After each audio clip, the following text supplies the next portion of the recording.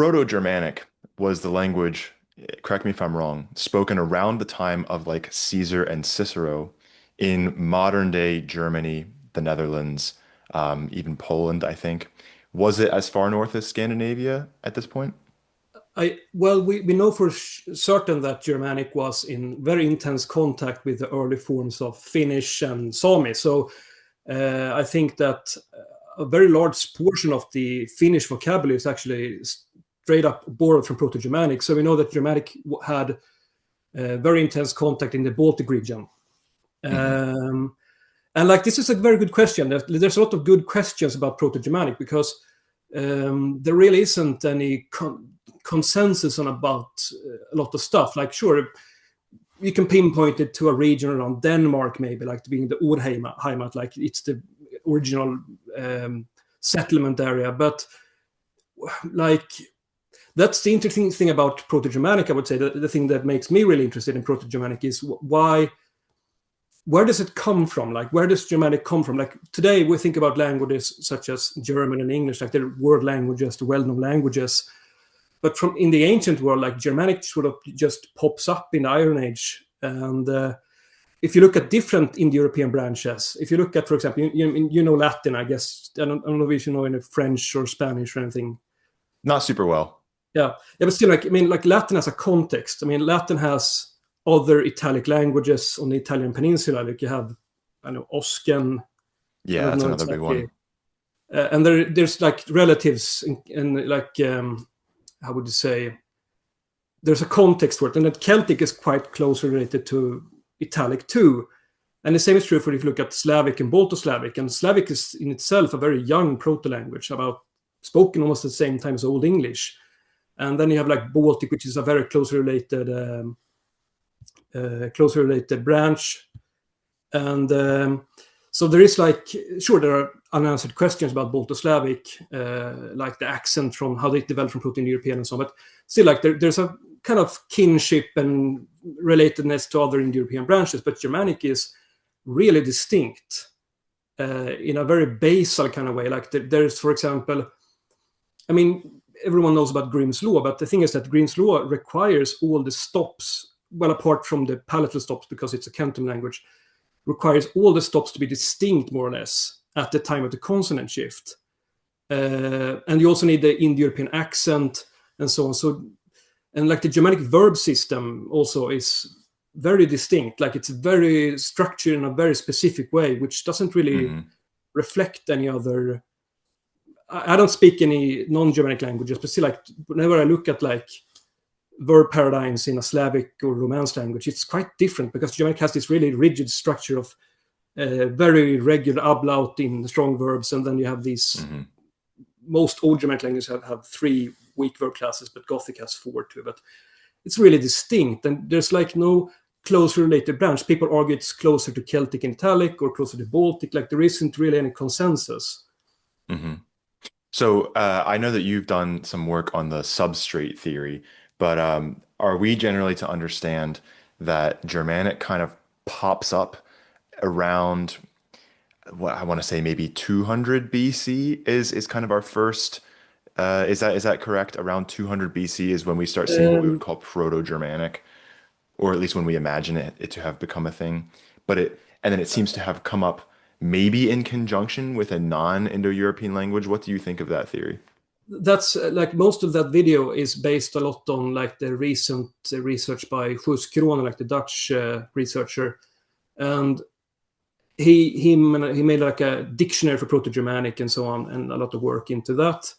And I read a lot of papers about it. It's really interesting because it seems to be like a kind of meme in circles. Like people love to repeat it that Germanic is so unusual and so on, but once you actually look up the etymologies and like the way words are formed and everything and the structure of the language, it doesn't really seem to have like, I think it's just a few percent in the lexicon that can be potentially attributed to a substrate. So I feel Hmm. like much of that has to do with that Germanic is attested much later than other branches. Like I mean, like if you take for example Old English, like Old English is Hmm. attested early Middle Ages, and if you were to base, like, let's say, the Italic branch on Old French, like, it's not really. Yeah, sure, Gothic is. I mean, even comparing Gothic to, let's say, Old Norse or Links, it's a huge difference in the language. So if you Mhm. had Germanic, like, let's say, a few centuries BC, it would likely look very different. So and then there's like the vocabulary, but from what I can tell, there are a few roots, but they're also found in other branches and so on, like Mhm. substrate items and so on. I think that theory is pretty much overblown. It's not really that relevant anymore as being. I think a lot of it has to do with very old research from like the start of the 1900s. So I don't think it's a very. I would say the thing about Germanic is that the impression I get is Germanic. It spread recently over a very large area in the migration period, Mhm. and there must have been other branches and like something in between that Mhm. would answer a lot of questions. But Germanic sort of, much like Slavic later did, and Latin also did. Like there's, I mean, like Bronze Age or Iron Age Europe. I mean, just look at Southern Europe around the Roman period, like before the Roman Empire. Like most areas that speak Romance languages today didn't like just it was just Latium, like in Italy, that Yeah. spoke Latin. Yeah. Now all of Western Europe speaks Latin, so it can go fast. Like there isn't, if it weren't for a few, like if it weren't for place names and a few loans in French and a few tablets, I think we wouldn't have much of Gaulish either. So Right, for sure. So then if I were to describe to someone like the kind of characteristics of, say, for example, ancient Greek or Latin, I would mention things like in Latin has a really iconic penultimate stress. And in sort of in a lot of endings, there's a lot of big nasalization that goes on. That might be kind of iconic features that you recognize when you hear it. How would you describe Proto-Germanic? You've mentioned the regularity of the vowel system, not the vowel, the verb system, as kind of being iconic or sort of separate from its sister Indo-European uh, languages. uh, one thing that really there are a number of things that really stand about the Germanic. If you're talking about like classical, like Donald Lynch Hmm. style late Hmm. Proto-Germanic, it's that it has a lot of fricatives. If you look at other Indo-European, like early, like ancient Greek and Latin, like they don't. I think Latin has F and S and H. Those are like the only fricatives. Yeah. But Germanic has z, z, v, like a whole set of fricative sounds. And Hmm. Germanic also has a lot of gemination. Like Latin also has that, but Germanic has a lot of gemination for an Indo-European language. So, Hmm. and also, yeah, Germanic also has a very rigid first syllable stress. So this, I would describe it as, it doesn't really sound like any language that's around today. Like this, like the way they have all these very long syllables and all these grammatical endings, it's kind of like Finnish, but then it's really like nasalized and has a lot of fricatives, like one in Spanish or Greek. So Hmm. and it's very different from modern Germanic languages. Also, you have it's before all the syncope kicks in, which I'll show later some slides just to demonstrate Yeah, just for how sure. much has changed over the centuries in Germanic. But I also feel like there's, I mean, there's a lot of stuff, like a lot of videos, like Jackson Cove talks about the runes, Hmm. that their origin really is, there isn't really any consensus on exactly when they arose and who made the runes. But the interesting thing about the runes that they're really well suited for the language. Like you have one letter for every sound, and it's Hmm. like, so if you're talking about, let's say, late Proto-Germanic, it's a very good orthography. And Hmm. the Englishmen made their own version, which was expanded, and the Scandinavians chopped down letters, like half the letters later on. But Right. it's still impressive for a language that has so little stuff preserved, written, to have remarkably good orthography, I would say. Hmm. Yeah, I feel like the initial stress that you mentioned, that to me, I mean, I don't really know many non-Europe, Indo-European languages, and even the ones that I do know, I don't know very well. But when I always think about what separates Germanic languages from others, it's the sort of over-reliance on initial stress. And I even see this when I'm teaching people Old English or if I'm talking to people about German. One of the biggest problems they have is not recognizing like yeah prefix, for example. So like when you say when someone sneezes in German, you say Gesundheit. A lot of English learners, when they first look at that word, if they've never heard it before, they'll say Gesundheit because they're so used to, as Germanic speakers, to pronouncing the first syllable strongest. And I see that in a lot of Germanic speakers of all the Germanic languages, that when they see a word they don't know and they're not really familiar with how it works, they put a lot of initial stress on there, which I think is really interesting. An Italian speaker would never do something like that. Like they would look Yeah. at a word like "yibirdai" and they would instinctively put it on the correct syllable, which being the penultimate. But that strikes me as very unique. It's interesting that you mention Italian because early Latin actually had root initial stress, like the very Yeah. earliest form of Latin, and then it switched to penultimate that Romance languages still have today. Hmm. So it was like heading in the direction of Germanic, and I think Celtic also had root initial stress, but then it just switched to the Italian. Like people think of Romance languages, it's always penultimate. Hmm. Like, but it's kind of interesting that a lot of like Romance, like French loans in English, they have switched to root accent. Hmm. Uh, like for example, we have like let's say the word fantasy. Uh, but in Swedish, like we say fantasy with the French, and there's a lot of natur and so on. It's immediately Hmm. foreign, but in English, it's been nativized much more as nature. Yeah, exactly. Yeah, that's something I always notice because in German as well, all of the French loans are still pronounced with their French accent structure. So, as an example, I think the one that you just mentioned, Natur, Mm. Natur. It has it all. It's got this kind of final syllable stress, Natur. But in English, it came much earlier, and we've had almost an entire millennium to nativize that stress to being first syllable initial. So we need nature, and it feels normal. It feels very good, as an English speaker to say nature instead of natur. But Isn't there like that's I just think like Geoffrey Chaucer and like earlier poets they rhymed it with French stress. Is that yes, correct? yeah. So like in Canterbury Tales, there's a line in one of the first lines, on bathed every vein with sweet liqueur. It's Yeah, got liquor. and it's got this modern day liquor. We have the sort of initial stress there, but in Chaucer's time, which is the late 14th century, it was still that initial that sort of second syllable stress from French, liqueur. So Yeah, that's pretty interesting interesting. because like if you look at like late Middle English, like I know you're mostly specialized in Old English, but I like Middle English because it's so like so varied in a way. Like Hmm. um, you can look at. I mean, I think I posted a bit of iron bit of Inwit in the Old Hmm. English, and that's like a really weird because it feels like there's a lot of like really idiosyncratic Middle English manuscripts with an author Yeah. that makes his own orthography and like all dialects, and it's very from a I would say from a philologist perspective, it's really interesting.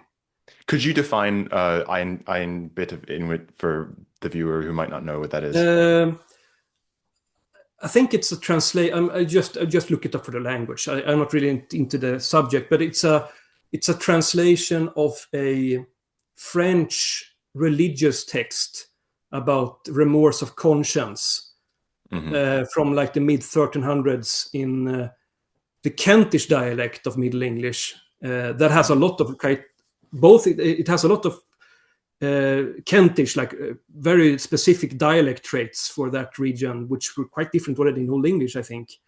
And Hmm. then it has a lot of quite, for its time, archaic grammatical features. So it's a really trippy read, I would say, because, for example, it has the initial voicing of fricatives, which I think some English dialects in like the West Country still have it into the modern day, like zoider instead of cider and so on. But this was sounding like in Eastern England. It wouldn't be father, it would be vader or something. So and then you have like at least the dative case and the neuter gender and so on, like and the voiceless L like in Flord, and like it's Yeah. quite different from Chaucer. Yeah. Chaucer, of course, who's writing in the sort of Londoner dialect of that time. But you, oh, what was I going to say? I've completely lost it now. Um, in terms of Middle English, when people talk about there's a sort of running joke that people who are new to linguistics will sometimes refer to English as like two languages in a trench coat, being English and French. And people make fun of people for saying that because at the end of the day, most languages have a lot of loan words Mm. from whichever source, and English isn't necessarily that unique for that. But when it comes to Middle English, it actually really does seem like we have like two languages being spoken at the same Yeah. time. Especially, I mean, when you look at the Canterbury Tales, when Mm. we're still in the 14th century, and if you listen to a well-pronounced recording of the Canterbury Tales, you'll just hear like essentially late Old English spoken with French words peppered in at Yeah, every yeah. other turn. That's a funny thing. If you look at, for example, it's literally again bite of Inuit. He Yeah. spells the French words like almost like modern French. So it's not poverty, Hmm. it's pauvreté. Like Hmm. so it looks like weird like late Old English, and then you have like pauvreté and purity, and so like it's just thrown in there. And then you have like all Hmm. these verb endings and everything like Old English. It's yeah, I think that's quite overlooked because the Middle English period also has a lot of stuff like the ormulum, like the this Hmm. monk. I think it's a monk, right, in northern Yeah, England. Orm. Orm Yeah, is his name. He's a very uh, interesting idiosyncratic guy. yeah, and he made like this really phonetic orthography. Like he made Hmm. because one thing learners of Old English really struggle with, I think, and I really struggle with it. How do you pronounce G? Hmm. Because it can stand for like four different sounds, I Yeah, guess. there's technically four. So there's the y sound, there's the g sound, there's the voice velar fricative, so the ra sound, and then it can also technically be like the sound. Sometimes it gets at the end of words, it gets unvoiced. Yeah, And so the word bach, like an arm ring, I think Old Norse baug, yeah. or bog. Um, that word is pronounced Bach, but it's often spelled with a G because etymologically it was a G. That G gets devoiced to a But sound. So isn't it's that that's the like fourth quite one. irregular in English? Like there's a tendency to devoice final fricatives already in Old English, and it Hmm. stays that way in Middle English, I think. Yeah. But why are because it's like, for example, there seems to be like doublets, burg and burg, for example. That's a difficult word because the G will actually palatalize in inflections. Um, so Birg. yeah, beauty, but then when it's the nominative, it's always burg. That's at least in Old English. That's generally how we take it to have been pronounced past at least into like the 10th century. Borg. Yeah. Yeah, but I mean, like that's the interesting thing about Old English is that speaking about Orm once again, I'm not, I easily switch subject as No, you no know. worries. Yeah, yeah. It's interesting thing about Orm is that he actually intentionally writes the different G sounds with different like modified insular Gs and so on. Yes, yes. So yeah, he's very unique for that. And there's a lot of G confusion going on in Middle English in general, especially in the beginning, which is, there's the problem of the Laramons Brut, which is this very famous work composed in that time.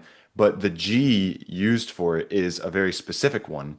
Um, and I actually might not have even correctly pronounced it.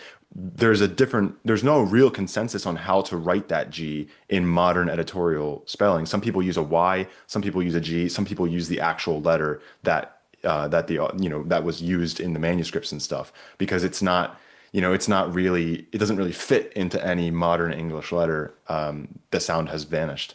So it's pretty Yeah, but I interesting mean, it stuff. seems like this is my personal. I don't know. Like you're coming from you're a native English speaker and you studied Old English, so you come from a different perspective. But for Hmm. me, I find the sound history of English from the very start to be very complicated. Like Hmm.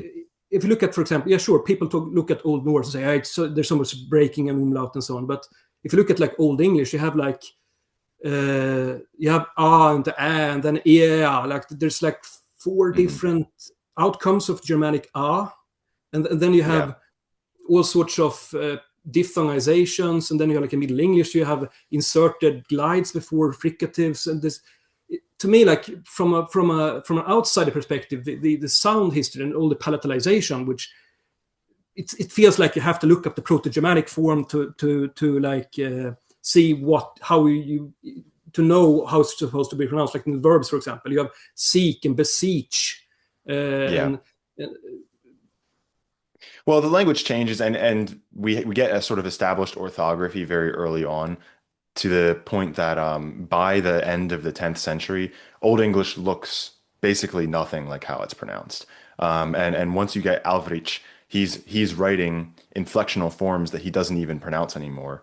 For example, the um ending in the dative plural in most Old English nouns. When Alvrich writes that, a lot of times he'll write on instead of because at that point in the language, it's probably already just uh or like like a schwa, and then like a nasal consonant.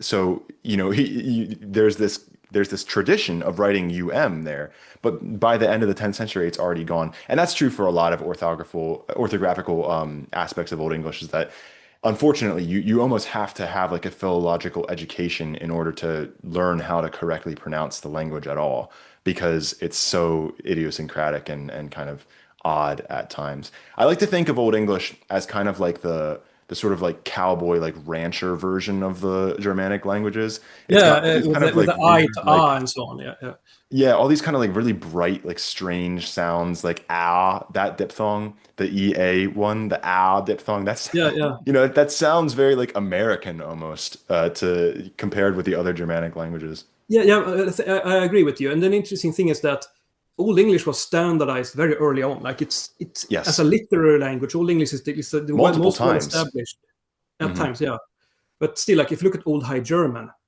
it's just it's whatever dialect it was spoken nearby in a monastery. Like it's Uh-huh. impossible. And most of it is very high German. It's very Bavarian almost, like completely consonant shifted, but everything is just voiceless or affricates, and you're supposed to, and there's no W, they just write two V's after each other, and so you don't know where the Yes. syllables break, and I find it nearly impossible to read. Like you have to like look up normalized editions. Yes. um, the That's why same is I'm true I'm really grateful for the for, new Brian Murdoch like anthology that just came out. I sent you one of the words that mm, I saw in it, the word Wewun. It's spelled Ueun,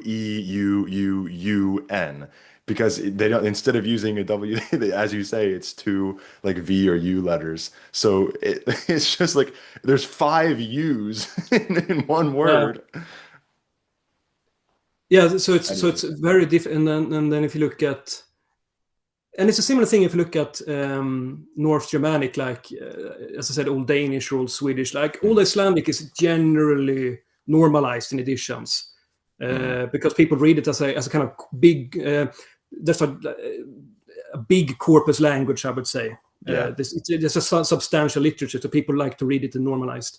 But if you look at Mhm. like early Old West, or like early Norwegian, Old Icelandic, it's not only like real archaic. They don't have or they have and so on, and they have Yeah. like irregular spellings of final vowels and like diagraphs, and so like what you see on like the page, if you like look at normalized Old Icelandic, it's not always what it actually looks like in the manuscript. Mhm. Whereas it's still one of the more normalized medieval Scandinavian languages, because if you look at Old Danish or Old Swedish, it doesn't really start to like normalize until like the 1300s in Swedish, I would say. Like every manuscript Mhm. has its like dialect features and like scribal Mhm. features, and uh, it's I would say Old Icelandic, Old English, and like Middle High German are quite well normalized, and they have Mhm. somewhat stable orthographies, and like you can get editions that are like dictionary friendly. Right. But then you have like these examples like Old High German, Old Swedish, and so on, that are just whatever describe heard, basically. Yeah.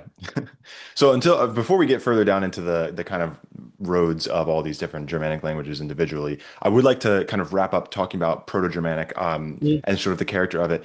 I know you have a couple things prepared that you could kind of talk to. Could you read like some Proto-Germanic? Like, could you give us an idea of what it sounded like? So this isn't technically not Proto-Germanic. It's like early North Germanic or Northwest Germanic. So this is around the same time that Wulfela wrote the Gothic Bible, or slightly earlier.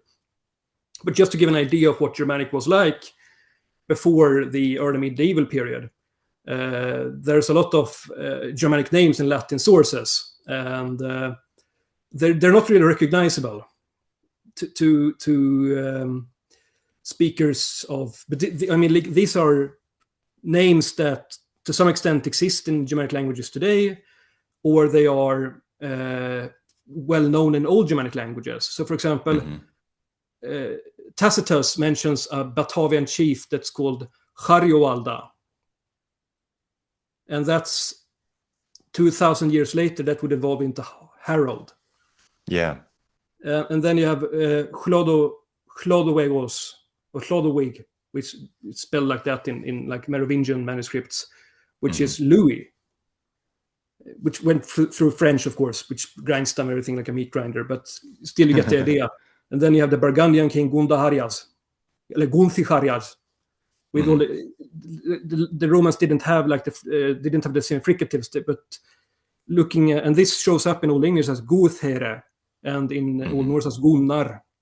So already, like this is an interesting like point I need to make. Like people have no perception of what Germanic sounded like 2,000 years ago. I mean, if you look at pop culture, take for example, there was a show called Barbarians, a German show, right, that has spoken Latin in it, because the show is made for a German-speaking audience, so the main characters speak German, which makes sense. Of course, they would speak German. Like it's not made for philologists; it's made for general audiences. But then you have a scene where the Romans ride in like fully like Roman legionaries speaking classical, like quite archaic, like classical Latin, like, and the Germanic tribes like reply in Hochdeutsch. It's like, and the same is true if you look at, let's say, a video game like God of War, which you have a Spartan, like an ancient Greek, meeting people who are using names that are Old West Norse, which is essentially medieval Norwegian. Like the time gaps between are so vast, so people have no like perception of, and we do know what Germanic used to sound like. We used to have twice as many syllables. That's basically the point. Yeah. So, but we do have like early runic inscriptions, particularly from Scandinavia, and we have a lot of, for example, loans into Latin and particularly Finnish and so on that shows what Germanic used to sound like, and then we can extrapolate from the descendants like Old Norse and Old English and so on, and see what. And what we can say is that around, let's say, the migration period, around, let's say, 500, 600 AD, the language just basically falls apart. We get all these umlaut phenomena. We drop practically all the unstressed syllables. And the language just, like when you play Super Mario and he eats a mushroom and grows big, and then you get injured and he do, like it shrinks. Yeah. That's how I describe it. And I'll just read this first. This is this is Gallehus horns from Denmark. And this is like one of the typical textbooks examples of ancient Germanic. So it would be something like Echleva rastir, holtiars horna tawido. And that's like, I'll show how it, and like, I guess something like in Old English would be something like Ich chleo jest hylte horn taude or something. Taude, yeah, taude. Yeah. So like I sort of crafted. Yeah. So like there you have like half the syllables just gone, and then there's I think it's a memory stone, or it's like a kind of monument in Norway that says Ek vivas after vodoride vitanda kleiban vorto runors falch vodoride steina 3 års dochteris dailidun arvia asiostes arviano, which is yeah, like the whole. For example, take Steina and Horna. These are singular nouns. Like if you looked at Old English, you would expect them to be like genitive plural or something, but these are Exactly. Yeah. singulars. And And these are they both get ending. reduced to being monosyllabic in I think Yeah, both Old Norse and Old English, right? Stein and Stan. yeah. And the thing is that this are corresponds to in Latin, masculine Mhm. accusative and neuter accusative or nominative. Yeah, And the aj here corresponds to us in Latin. right. And is Gustis is a good example. It's hostis. Hmm. So you still have So this ancient Indo-European structure in the language. yeah, and then this aj sound in Old Norse becomes the sort of nullosyllabic r ending, right? Yeah, And then in Old English it just vanishes, except in the plural. yeah, of course. So both instances the language loses a syllable, basically. And a good example of Gustis is that at least in the northern Germanic languages like Old English and Old Norse and Old Frisian, long syllable I stems get I umlaut. So you get Hmm. gester and giast, like in you have and that's also very typical of Germanic. For example, here you have dochtrir, which turns into dötr in Old Norse. I don't know if it has umlaut in Old English. I'm not It's sure. dochtor, Yeah, dochtor. in the plural too, like or the dative is dechter, No, right? in the plural, it's still doktor, if I'm not Yeah. mistaken. Yeah, I think it doesn't change at all in the plural. So arvia, that's a neuter ia stem because this still this is Sievert's law that works here. It's a sound law that Hmm. decides if it's syllabic or non-syllabic glides.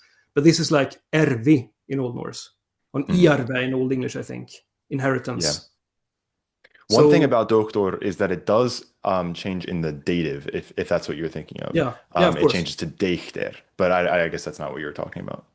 Yeah, it's the same phenomenon. It's umlaut, but still like Hmm. Yeah. this phonetic character of Germanic. Like, but when the Romans met the Germanic speakers, like when this language was spoken at the same time as Latin or ancient Greek, it sounded like this. It sounded like it didn't sound like any Germanic language today. I mean, if you look at the Romance languages, Italians roughly as many syllables as Latin had, and then you have French, which has a lot of reduction. So there's like a kind of spectrum of phonetic reduction.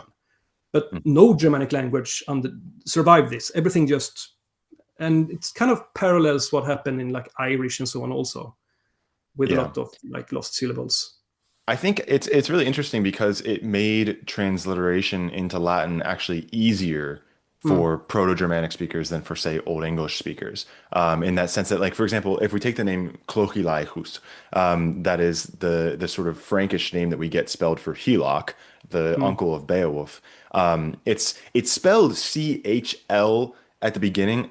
The general running theory is that's just because there are so many Frankish names that have the hludo element in the Yeah, first part, so they're so used to spelling everything with chl at the beginning, but so they accidentally spell his name Clochilaichas, or Clochilaikas, yeah.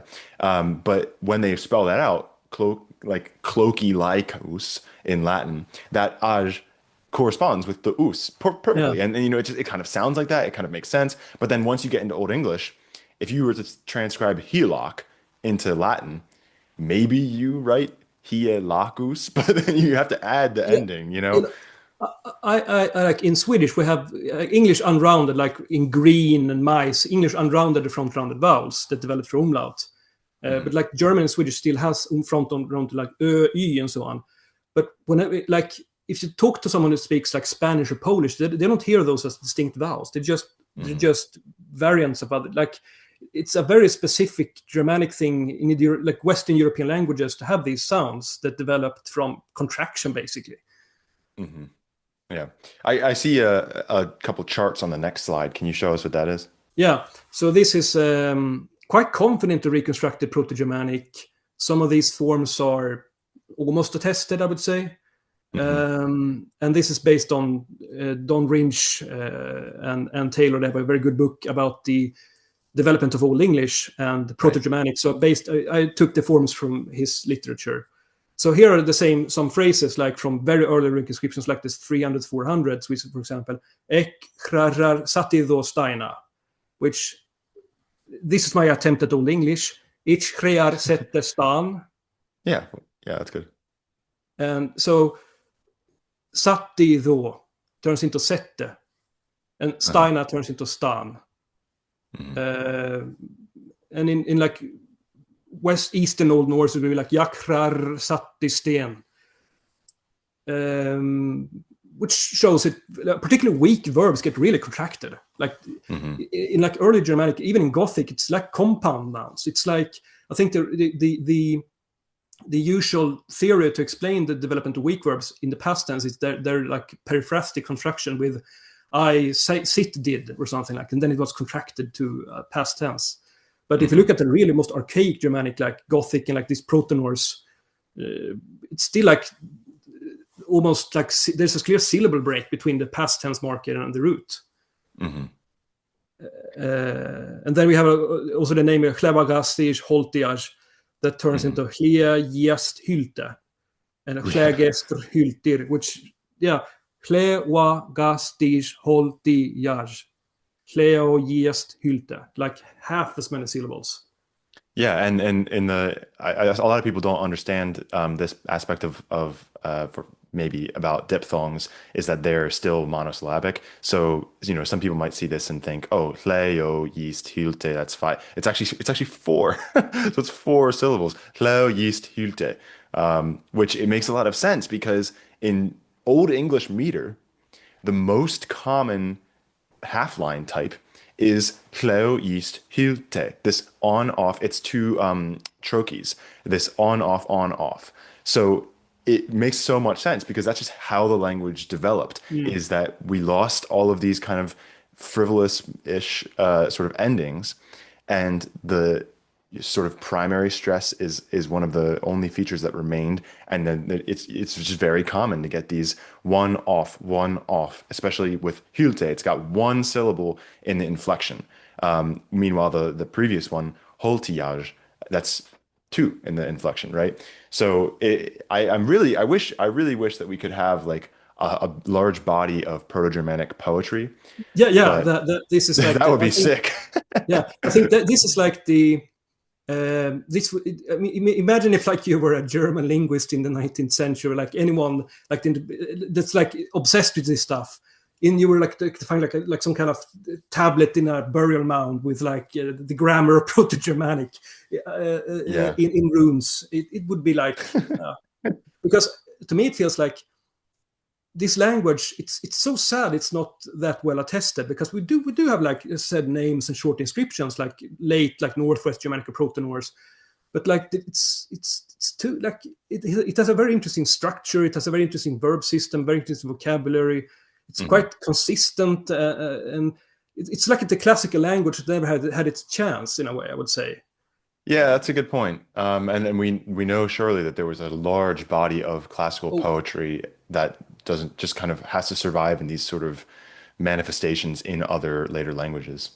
I think in the last video you had an interview with Jackson Crawford. He talked about the Germanic prefix in Old Norse, the Hmm. ga, the ye Yeah. in Old English. And I think he mentions that some poetry, like in the Eddic poetry, recalls the original function through the of or like it used a filler Yeah, word. yeah.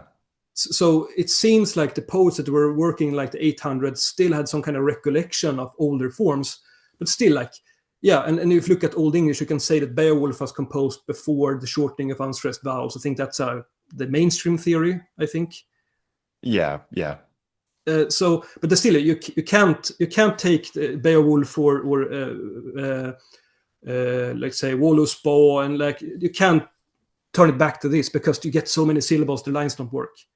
So Right. a We lot of the we Germanic. can be Yeah, we can be pretty confident that the Beowulf poet was alive when Mercia and Old English observed those kind of length Mm, distinctions in unstressed vowels. But anytime before that, I mean, the language is just too different. If you were to try and reconstruct sort of Proto-Germanic Beowulf, it would totally break the meter. It would be yeah. nonsense.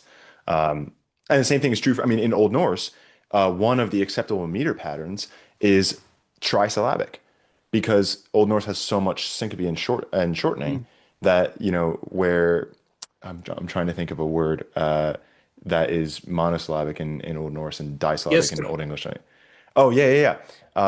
No, no, And so suno. Suno is a good example. Suno is here, sunj and suno. yes, okay, yes, Monosyllabic thank you. non. So sunu, I mean, resolution aside, because that probably would have played a factor. Let's say it's a long vowel for the sake of the point. It is disyllabic technically in some definitions of disyllabic in Old English. So it would, assuming resolution was halted, it would take up two spots, but in Old Norse it only takes up one. So in Old Norse you can actually only have there are acceptable patterns of only three syllables in a half line, where in Old English there's never less than four.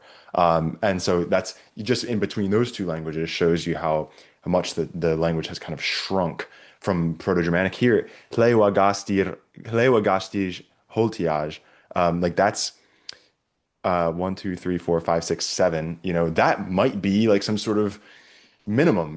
What if it was minimum seven syllables? I You mean, know? that's like a whole line in the Old Norse poetry. Yeah. Just two words.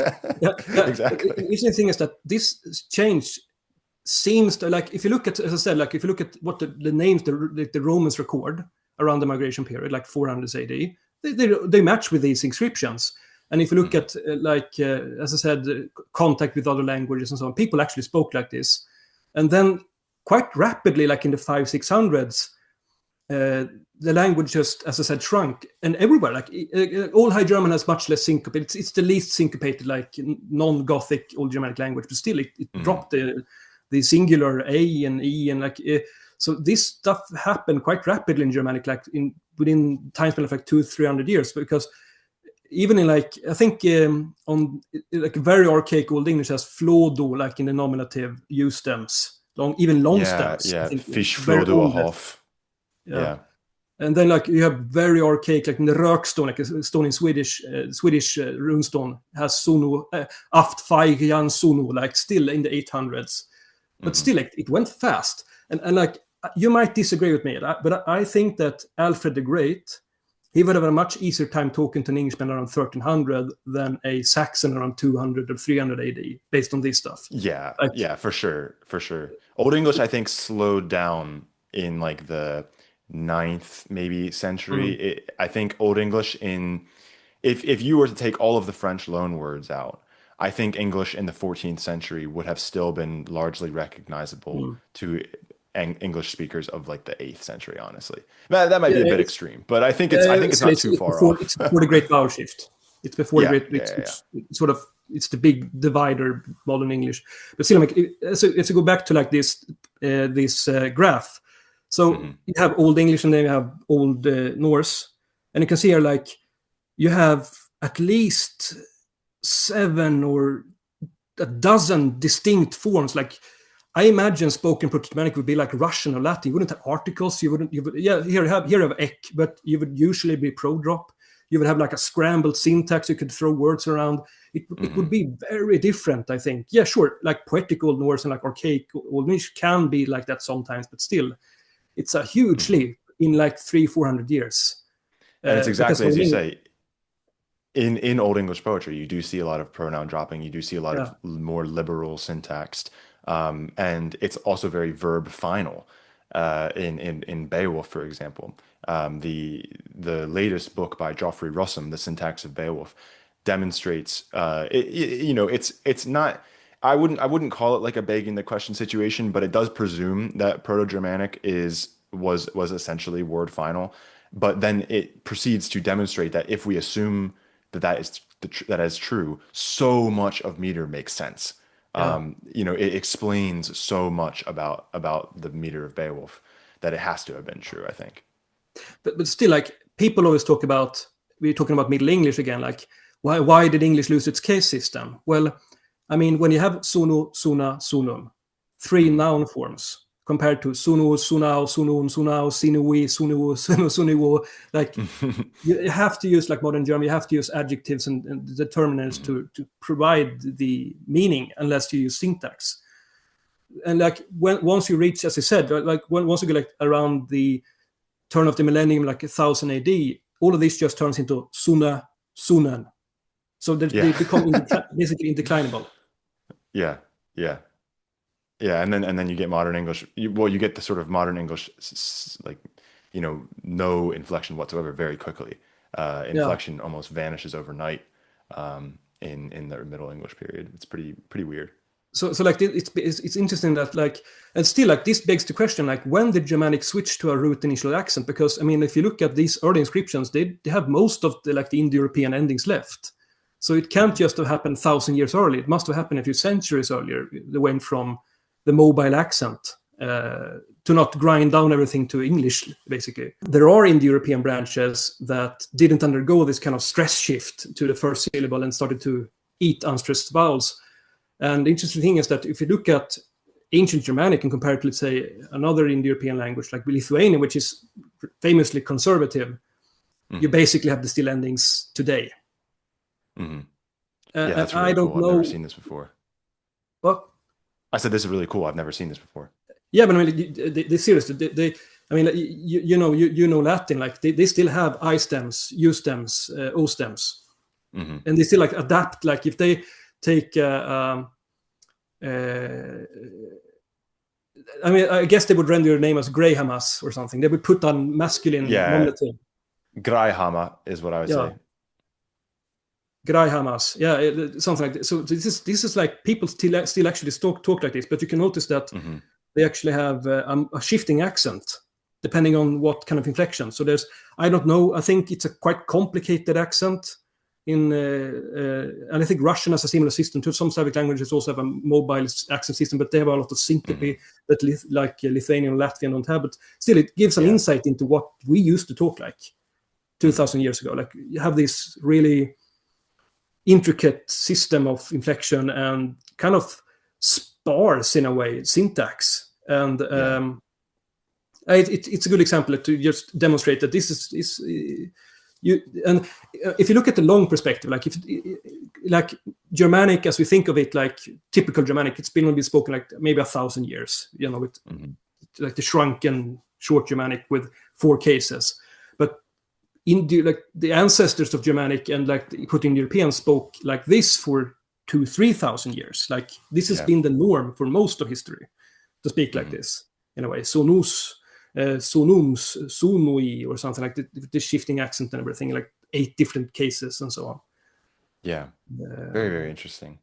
The the next topic that I wanted to talk about is I had a friend yeah, who suggested that we talk about he requested that we talk about Old Swedish a little bit, yeah, and asked kind of how it was different than Old Icelandic, for example, which is what most of our Old Norse sources are in. Could you speak to yeah. that a little bit? How it's different? Sure. The thing is that when you're talking about, let's say, medieval Scandinavia overall, like we retroactively apply Swedish, Danish, Norwegian, Icelandic to the names of the languages. Like this is the first Swedish document, or this is the earliest Danish. But for the people who spoke these languages, like the medieval Scandinavians, the Norsemen, they didn't consider it as separate languages. Like if you read the Snorre, for example, he says the Danish tongue, and it's also true if you look at before like the standardization of the national languages, there was no like clear boundary between Swedish or Danish or Swedish and Norwegian and so on. So there were just these regional dialects of the language that gradually increased over time. Hmm. And he asked specifically about like the medieval or like the Old Norse period, what makes Swedish stand out. The thing is that if you look at like the total corpus, like the majority of the Eastern Scandinavian, because we mainly talk about Western Scandinavian, Eastern Scandinavian, and Gutnish to some extent, Hmm. but the majority of the Eastern Scandinavian corpus is Swedish in a sense, because Hmm. most runic inscriptions are from around, let's say, Uppland in Sweden, around Uppsala. It's a huge amount of runestones in Sweden, far more than in Denmark. And for some reason, the Swedes wrote more manuscripts than the Danes. For example, like one of the most famous works of Danish history, Gesta Danorum, is completely in Latin. It's not in Hmm. Danish. Yeah. And it's interesting because Sweden at the time, like Denmark is the oldest Scandinavian kingdom. It's almost as old as England. Like it's from the Hmm. 800s, Bluetooth and everything. And Yeah. Norway was quite early on fairly united, but like it took, sure, Swedes existed as a kind of political entity, like in Svealand in central Sweden, But still, like into the high Middle Ages, Sweden wasn't a very centralized state at all. It was the Yeats and the Swedes, clearly distinct groups to some Hmm. extent. And then you had like Hälsingar, like further now north, and the Guts were their own people. They weren't even Swedish until recently. Hmm. Like large part of modern day southern Sweden was Danish. So Sweden was Hmm. more like a kind of loose confederation, which had their own legal customs and everything. And most of the early Swedish literature that's from around the 1200s. There's runic writing that continues for centuries in Sweden, and a lot of it's actually in churches, and a lot of it is from around the conversion. So many runestones in Sweden, they have crosses on them, which is interesting because people associate runes with like paganism, but that's not really true. But Hmm. once you reach around the 1200s, you start to see manuscripts, and it's mostly from around Sweden because all the local landskap, there's a different, let's say, province. I think it's Yeah, yeah, uh, yeah. had their own legislation and they had their own customs and everything. So that's what we usually have recorded from the 1200s, and that's what Hmm. I'll show you later on. The legal the laws from the Östergötland, from the region I live. So Hmm. Sweden wasn't very, and there wasn't really any kind of standard Swedish either. Like if you look at the law of Västergötland, Hmm. that language is slightly different. It has more like Norwegian, more similar to West Norse, to Hmm. Norwegian Icelandic. Then you have Eastern Sweden that has rather different features. So it's um, it's not a clear line, but there are a number of features that makes Old East Norse or Old Swedish stand out, I would say. Hmm. And Yeah. So we don't have a ton of time, but do you have like an old Swedish text that you could pull up and talk yeah, to it sure. real quick? So this is a runestone that I drive past basically every day, and it's the typical. I think it says Holmger uh, och Brandi ser satt i sten, like it's basic after Hmm. favor sin, like it's like a memory. So these are all over Hmm. the place, and most runestones are quite short. But then you have the provincial laws, like for example, this is a bit normalized from around. It's from the late 1200s, but the manuscript is formed from the mid 1300s. I can show a picture of the manuscripts later on. Hmm. But it has a bunch of features that are typically like Eastern Scandinavian compared to, let's say, old West Norse. Should we read it? Do we have time for that? Or We got maybe one or two sentences would be cool. yeah, yeah. But I mean, like for example, you have the monophthongization of A to E, like resa, thera. Then you Hmm. have a lot more breaking, which is like different. It's kind of similar to Old English breaking, but it's triggered more by vowels than consonants. So, for example, it's fiat, not fet, for step. Hmm. Old West Norse has a sound shift where a vowel in hiatus is raised, turns into rising diphthong. So, Hmm. for example, Old Icelandic has threa. Here it's still threa, which is the older form. There's a sound change in Old West Norse where a vowel is fronted or a diphthong is fronted before an old Germanic z sound, like in Hmm. dior. It's still dior here, Hmm. which would be dyr in Old Icelandic. Um, there's an interesting thing about Old Swedish. It's that the subjunctive plural still has an N on it. So here, for example, gangin, which would just Ah, be nice. gangi or something in Old Icelandic. So and then there's no I umlaut in the present tense of verbs, for example. It's ganger, not genger, for example, and so on. Hmm. I have a question, and by the way, folks, so my friend, his YouTube channel, called Tidsdjupet, right? Yes. So that's where you can check out all his content on, sound changes, especially in early Germanic and then into sort of Old Swedish, Old Norse, and even some Middle English is in there. Uh, but the name has always been really interesting to me. Tidsdjupet. What does that mean? I know that in Old English you spell that as Tids deep, but I don't actually Yeah, know what that means either. it's the same word as tide, as tid in Old English. Oh, so time. Okay. Yeah, and djup, there's a sound change in like standard Central Swedish where d is dropped before djup, so it's the depth of time. And it is the Oh, definite okay. article because the definite article is a suffix in Swedish. So it's the Yeah, yeah. time depth, literally.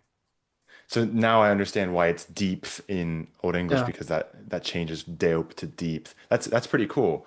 I had never realized that. That's really interesting. How did Just you get into this stuff? How did um, you kind of educate yourself on? it's a hobby of mine. It started with like raiding old antiquarian stores with like old literature. And I have one. I think a lot of people in the Old English server have this. Maybe you have it. Yeah, Sweet's Anglo-Saxon Reader. Yeah. So like it's kind of like a puzzle. Like you want it's interesting. Try to understand what it is to say. Like how do these languages interact? And it's like you open up this Hmm. whole world of another. You can like go back to what was life in a village in Sweden like 1200 AD. Like what was, and they have a different conception of the world and everything. And I also like the language because it expresses things in a very special way. Like I can't give an example sentence, but still, it uses a very specific. It's very interesting simply because it's remarkably different, but still familiar, and then it puts things into perspective. Hmm. Uh, you asked me for an example of what Old Swedish looks like in the wild, so to speak. Yeah, sure. I have a manuscript. This is from the same text. This is the original manuscript. Do you understand like Old Norse? It takes me a while, but Yeah. I can figure it out. So I think we can start reading this. This is from the provincial. This is the first chapter. The typical like illustrated king there and everything. The bishop, Uh-huh. typical medieval. This is from like, the manuscript is from mid 1300s, but it's the legislation is from like the 1200s. So this is Hmm. big K, and then it's konungar with a Hmm. prop vowel here. It's like an inserted vowel. It's the nominative, which Old English doesn't have. Old English doesn't have this R Right, it's ending. just tuning. Yeah. Konungar later kirkjo byrja. King lets church. Byrja is, I think it has a cognate in Old English, but in Old Norse it means begin. Hmm. King lets church begin literally. Bönder till Lokins gera. Bönder is bonde in singular. It's like locals, farmers. It's Hmm. the same root as boan in Old English, like to dwell. Yeah. Till Lokins, this it's to lock, like to finish, because the preposition till governs genitive. Uh-huh. And then gera is it's cognate to Old English järva, which means to prepare, but in North Germanic it means to do in general. And Lookins, what does that mean? Uh, Like locks? to finish. Interesting. Okay. Når kirkjagård, now it's church done. Tha skal skötninga till kirkjo giva. Kirkjo is a weak feminine noun, and Hmm. Old Norse lost nasals mostly in the ends of words. So this would be something like kyrkjan in Old English, I Yeah, guess. Chirichan. Hmm. Yeah. Skötninga is like management or like care. It's from the Hmm. verb sköta, which means to take care of. And once again, till we don't have the preposition to or to in North Germanic. We use till and genitive instead. And till Hmm. is related to German Ziel, which means like goal or like destination. So it's literally Yeah. the destination of the church. It's kind of weird. Thetter 12 thynja, it's a bunch of measurements here. Tha skall köpa böcker, then shall buy books. Och mässokläder, kalk och klockor och skrod allan. Skrod shroud is like the I think it's when they like bury people and so on, like in the church, white Yeah. clothes. Yeah, Uh, you shroud them. you Yeah. know church stuff more than I do, I think. Skrod allan, it's a masculine noun, so allan is completely like in accusative. Hmm. Den som hjälpa skall med manne, here's like the break here, i hem och ord heme, dative. Bade, quickum och dödum. It's a classic. The living or the dead. Yeah, I think that exists in Old English too, like quicken the Yeah. dead. Quique and dad Yeah. would be the ways to say it in Old English. That skall allt soken kosta. Soken is parish, and it's actually a word meaning a seeking, like a kind of... Seichan in Old English, yeah. Sedan skall biskope. It's not nominative. Biskope is actually the dative. Sedan skall biskope bodfa. Then, or it's the same word as since in English, shall, bishop, object, dative case, bod like message, fa. And in Old English it's phone, I guess, receive, get. Like to take, yeah. And here we have, like, from a modern perspective, it's kind of weird syntax, but then bishop shall receive message. Han skall I soken komma med man 12. He shall in the parish come with dative 12 men. Med takes dative. Och Sialver, han förrättande. Sialver is once again a masculine ending here. Thrim bordom är och bönder hanom skyldogir uppe att halda. How would you translate that? Thrim bordom är och bönder hanom skyldogir uppe att halda. Bordom, I want to say, is like tables with 3 tables. Yeah, I think it's like it's in the dative. Thrim bordom. Yeah, so with 3 or for 3 shields or for 3 tables, is that the correct word? Yeah, I think it's a kind of like, I think in this context it means like food or something, like a measurement almost. Ero is or, bönder, hanum. It's North Germanic has weird pronouns. They're different from both German and Old English, and they're like they're inflected like regular adjectives. So that's a big difference. Skyldogir is nominative plural of skyldig, like skyldiger, which is the same as schuld in German, like debtor. Yeah, like guilty. Yeah. Uppe att halda, uphold. Och 3 marker hanom för vigsel. Vigsel is to make something sacred or marry or vichan root. Yeah. Giva. Farskolebönder hanom frigga. Measurements are in genitive. And here's another typical Scandinavian thing. Frigga. With like, it's 3 in genitive plural. Because when you have a long glide in Proto-Germanic, it turns into a long G in Old Norse. And it's a typical Scandinavian. Thringa, thinja, öl, like 3 of 3, öl, which is same word as ealo, ale, gera, och 3 spänn, sketis, 3 like buckets of wheat. Sketis, genitive case once again. Fett skall han hava till sins bords, once again. Till sins bords, genitive case for some reason, because this governs the genitive. Yeah. Och fiora, thynia, hästakorn.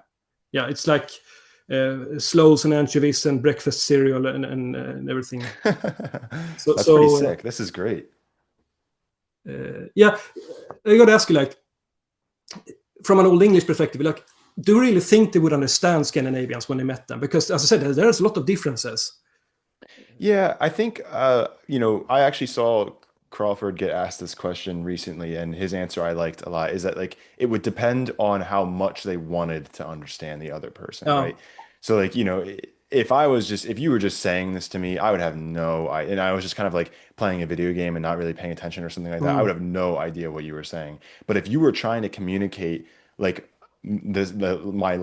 my sentence in a court case or something like that, I would be paying attention very closely, and I would be asking you to repeat yourself multiple times, and I think I could understand it pretty well. Yeah. Because but it would take that kind of intention and attention. Like the verb endings are completely different. Like the verb endings are merged from Proto-Germanic. The verb endings are merged completely differently in Old English and North Germanic, because like here you have komber, which is comes or cometh, but it's technically the second person ending that, like, really early on in North Germanic, like takes the place of the third person ending for some reason, with an r ending, which is completely foreign to any West Germanic speaker. And then at least in Old Swedish, Old Swedish kept the plural distinct forms like wir komum, ir komin, Yeah. ther, komma, like they had distinct endings. Old English just komath with one Hmm. plural ending. So yeah, I think the verbs would be quite different. And I said gera, which would mean to prepare in like one in Old English. So there's a lot of Yeah, like, year one. and the pronouns are different. Like it would be, I guess, hanum would be him in Old English, and yeah, this it would take some effort. I don't think it would be the pronunciation, but like the grammar and the semantics would be tough. I think. Tough for sure. Yeah. Possible though. All right, well, that's about all the time we Yeah. have. This has been really, really fascinating. Yeah, Tidsdjupet. Thank you for coming on the Yeah. show.